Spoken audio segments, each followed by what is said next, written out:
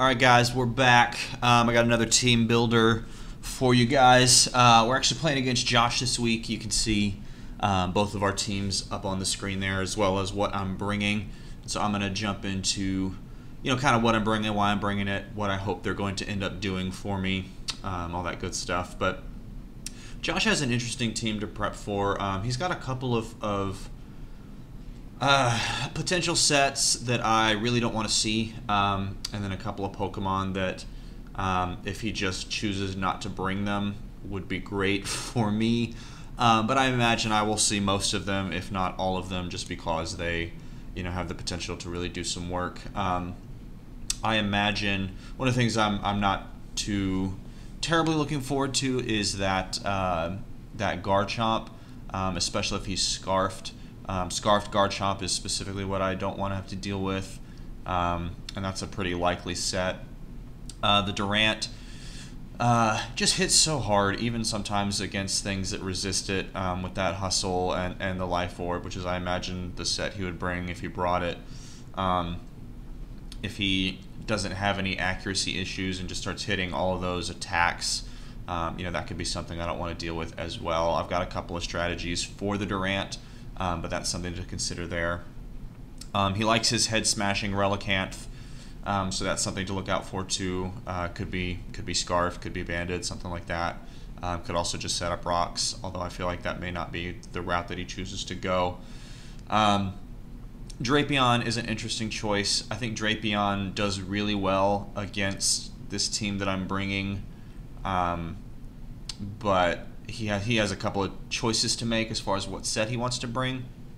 I think a Scarf Drapion could be really good against certain members of my team, but if he goes the Scarf route, then he lacks some of the damage output because Drapion doesn't hit super hard normally. You typically have to set up a Swords Dance with Drapion, and so if he elects to go the damage output route and run Swords Dance, then he obviously would not be Scarfed at that point, and then he would lack some of the speed that he needs. And so Drapion has an interesting matchup, kind of just depending on what he would choose to bring that set as, if he brings it in the first place. So I'm going to go ahead and jump into my team. I'm bringing Grapes, the Terrakion. Wide Lens is a pretty standard EV set. He's got the Virizion, which has the same speed as Terrakion here, so I'm just running Jolly Max Speed so that I can at least speed tie with that, obviously barring any Choice Scarfs or anything like that. So it's a pretty standard, straightforward EV spread there. Wide Lens to increase the accuracy of my Stone Edges. And as far as moves, Stone Edge is really good for, things like the Talonflame, the Togekiss, things like that. Close Combat just hits really hard against anything that doesn't resist it. Obviously, I would not want to use it on one of those fairies. I think if he brings one this week, Primarina, I think makes more sense to me. So I imagine if we see a fairy, it would be Primarina, and I don't see a universe where he does not bring a fairy type because I have the Terrakion and the Haxorus and the Grimmsnarl, so I imagine we see Primarina this week. But like I said, Close Combat's really good for anything that doesn't resist it. Poison Jab, just to give me a little bit more damage output on some of those fairy types, and then maybe even potentially on that Virizion if that becomes necessary. Substitute, he's got a faster team. Terrakion has the ability to cause some switches, and so I might hit Substitute just depending upon what happens, but the last move slot wasn't really all that important. Like, I didn't really need another coverage move. I had Zen Headbutt on there at one point, for things like the Buzzwole and the Virizion, but it just didn't do, it did a relatively decent amount, but I could pretty much get the same damage output just by going for either Stone Edge or Close Combat in most cases. So I went Substitute just on the chance that I could get that off. I had Swords Dance as an option there, but with him having so many fast Pokemon, I didn't want to try to set up a Swords Dance just to get outsped and it not really benefit me in any way. And so I just chose to go Substitute for that reason, just because I feel like it might be more useful. Justified is an interesting thing I'll have to keep in mind too, especially if he does choose to bring that Drapion. If I could switch in, expecting a dark type move, he'll probably run knockoff if he brings it. But maybe like he might bring a sniper, scope lens, night slash type set, something like that for the critical hits. But if I could switch in on a dark type move and get a +1 attack boost, then Terrakion can really start putting in work. So that's something to consider as well. Just looking at team preview and see if that's something that might come in handy. Second, Flat Zapdos here. I'm bringing a bold. This is a really defensive set. This is one of my ways to deal with the Durant. The Durant, just like I said, hits really hard, but Zapdos here resists both stabs. So first impressions and Iron Heads, Zapdos can take those pretty well and then get the damage, get some leftovers and roost off the damage and things like that. So Zapdos is one of my ways to deal with that Durant. Obviously Thunderbolt, really good for Primarina, Talonflame, Relicanth, those types of Pokemon that don't want to take Thunderbolts. Togekiss, Heat Wave for the Durant, and potentially a Fluffy Beware if he brings that. I don't know that he would, but if you're running Fluffy, you get the defense boost, but fire type moves are doubly effective, and so Heat Wave might be an interesting option to hit there. Air Cutter, pretty non-standard move for Zapdos here. I went Air Cutter over Hurricane just for the accuracy, and when I was running the calcs, anything I'd want to hit Air Cutter on, it is 4 times effective against it. So like that Buzzwole and that Virizion, neither one of them want to take a flying move at all. And so Air Cutter does enough damage without having to risk potentially missing a Hurricane or something like that. So we went Air Cutter there. Roost for longevity purposes, like I said, roosting off some of that damage. And then obviously Static is something that could come in handy for anything making physical contact, but Zapdos is kind of that Durant answer. Second Durant answer here is Beans, the Entei. I'm running a Life Orb set. This EV spread here allows me to live any potential hit from Durant. So obviously first impression is not going to do a terrible amount because I'm a fire type, but Durant does get things like Rock Slide and Stomping Tantrum. I imagine he would run Rock Slide because Rock Slide hits Entei and Zapdos super effectively, whereas Zapdos can just fly above the Stomping Tantrum, so I imagine he would go Rock Slide.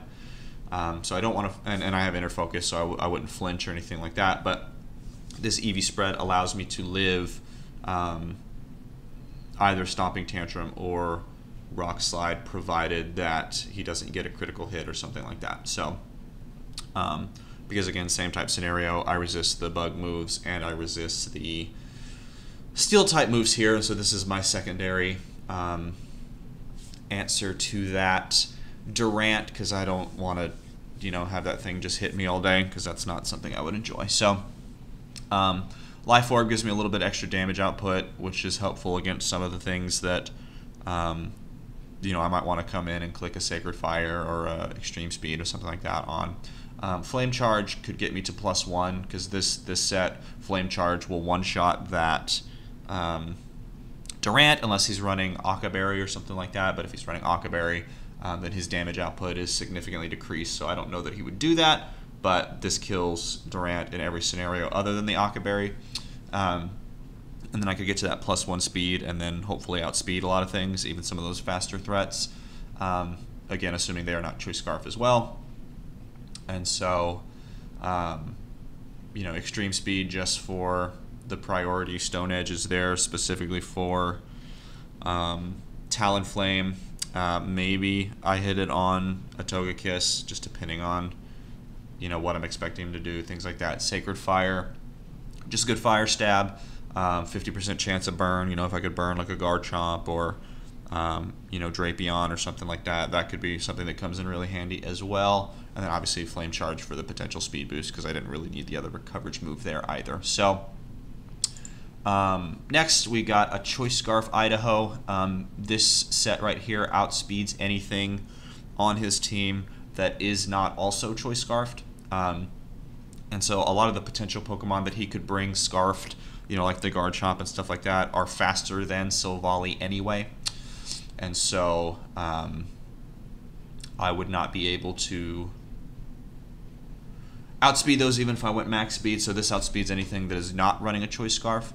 And then I have the 4 coverage moves there. Ice Beam specifically, for the most part, for the Garchomp. Could also hit the Togekiss. Flamethrower for the Durant, and then the potential Fluffy on Beware. Also a good move against Buzzwole. Air Slash is a better move against Buzzwole and is a better move against the Virizion than the Thunderbolt because it's quad effective. So that's what we're running Air Slash for. Thunderbolt just kind of hits a lot of other things. The Relicanth, the Talonflame, Primarina, Togekiss, all that jazz there. So we got our Choice Scarfed Idaho here. Next, we got a little bit of a curveball. We are actually running 2 Choice Scarfers this week. I don't typically do that, but with him having so many fast Pokemon, and with the speed tiers that these 2 particular Pokemon fall into, it just, I think, is the better idea. I hope I don't regret that. But I think it's the way to go. We'll just have to see as the match plays out because that's not something I typically do. But we are running a Choice Scarf Nidoking as well. Hank is making his debut. This EV spread is essentially the same as Silvally's. This outspeeds everything that is not also holding a Choice Scarf. Poison Jab just does massive, massive damage against both, fairy types. Togekiss, Primarina, neither of them want to take that. Also does a lot of damage, or I'm pretty sure this one-shots Virizion most of the time as well. And then, just a good move to hit on somebody that's neutral, perhaps. Ice Punch is there for the Garchomp if it is not Scarfed. Again, hopefully we don't see a Scarfed Garchomp. Also does some pretty decent damage against some of the other Pokemon. Fire Punch, mostly for the Durant. Also does good damage against, Buzzwole and potential Fluffy, Beware, things like that. Earthquake is there primarily for the Relicanth and the Drapion. Like I said, I don't know if Drapion comes or not because he's got some choices to make as far as Swords Dance versus Choice Scarf and things like that. Obviously, Choice Scarf, if it's max speed, would outspeed this Nidoking, even though I'm Choice Scarf as well, because Drapion is just faster. So I think I would rather see the Swords Dance, honestly. I think. I'm not sure. Yeah, it just kind of depends on what else he brings. But Swords Dance versus Scarf, I think both are effective, but obviously you can't run both. So if that comes, I'll need to figure out what kind of set that is before I figure out how to tackle it, because I don't want to lose something prematurely for that reason. But, Sheer Force, Choice Scarf, Nidoking, I'm hoping he puts in some work this week as well. Has the potential to do quite a bit of damage, so we'll see how that goes.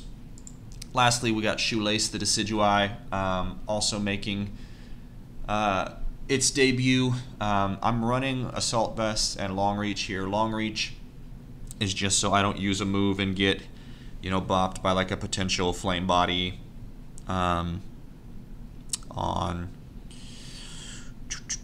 whatever his name is, Talonflame. I don't think he would run Flame Body. I think he probably would go Gale Wings. But just on the off chance that he does, I don't want to take.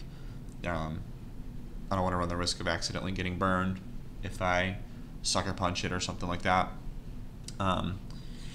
So this is a really good switch in for things like the Virizion and the Beware and the Buzzwole who are going for fighting type moves.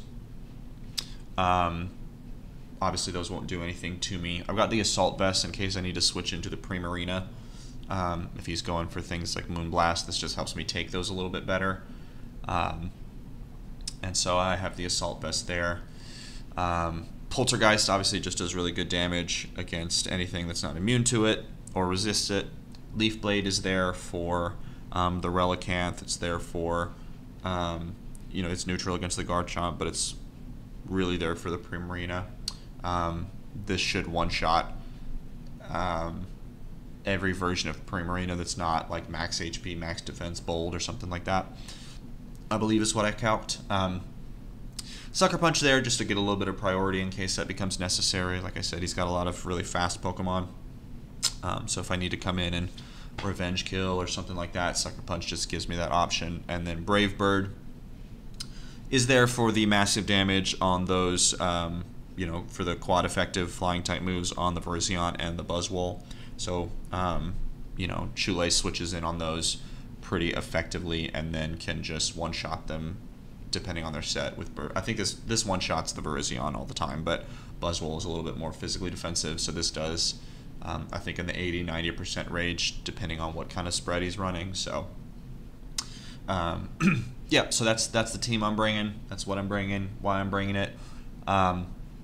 On team preview, I'm going to have some interesting choices to make as far as leads, because I think ideally, like I said, I imagine there's no scenario he doesn't bring Durant and Garchomp. I think Garchomp comes depending on how he feels about Durant, because I do have some decent options to handle Durant on my team. He may not bring it, but I also know he really loves his Durant, so it might come regardless of how it matches up. And so if I see Durant, I don't have a lot that wants to take first impressions because it just does so much damage. And so if I see Durant, I think I lead either Zapdos or Entei just to live that first impression or whatever move he would go for, you know, with the Rock Slide or the Iron Head or Stomping Tantrum, whatever the case may be, because I can immediately one-shot it with the Fire-type moves that they have. And so I think if I see Durant, I have to lead either Entei or Zapdos. I'll probably make the call between which one, just kind of based on what else I see on his team and what makes the most sense with what else he's bringing, you know, which one's more valuable. Because I think if he has the potential to lead either Durant or Garchomp, then I think Garchomp does more against the Entei, but doesn't want to match up as much against the Zapdos. So Zapdos might be a better option if he's got Garchomp and Durant on the team. So we'll just have to see what he's got when he comes out. On team preview, we're playing a little bit later today, so I'm excited. You know, good luck to you, Josh. You've got a pretty good record as well. I think we have the same record, actually. I think we both only lost once. So this will be, you know, one of us will move ahead this week. I'm hoping it's me, obviously. I feel like I've done some decent prep here. So we will see what Josh is bringing, and I hope we take home the W this week. But I'm excited to jump into the match, and hopefully I'll see you guys there. So thanks for watching. Good luck, Josh. Yeah, I'm excited for a good match. So.